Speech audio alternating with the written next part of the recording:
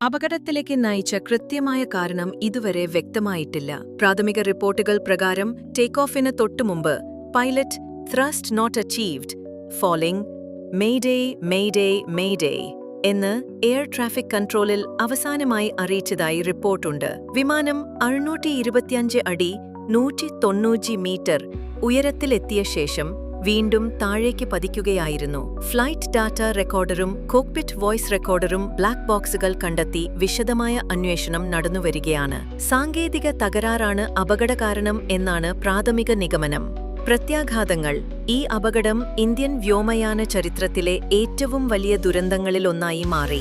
പ്രധാനമന്ത്രി ഉൾപ്പെടെയുള്ള ഉന്നത ഉദ്യോഗസ്ഥർ സംഭവസ്ഥലം സന്ദർശിക്കുകയും രക്ഷാപ്രവർത്തനങ്ങൾ വിലയിരുത്തുകയും ചെയ്തു. അപകടത്തിൽ മരിച്ചവരുടെ കുടുംബങ്ങൾക്ക് സഹായവും ധനസഹായവും പ്രഖ്യാപിച്ചു. DNA പരിശോധനയിലൂടെ മൃതദേഹങ്ങൾ തിരിച്ചറിയാനുള്ള ശ്രമങ്ങൾ നടക്കുന്നുണ്ട്. ഇതിന്റെ ദുരൂഹത കാലം തെളിയിക്കട്ടെ. കാലചക്രം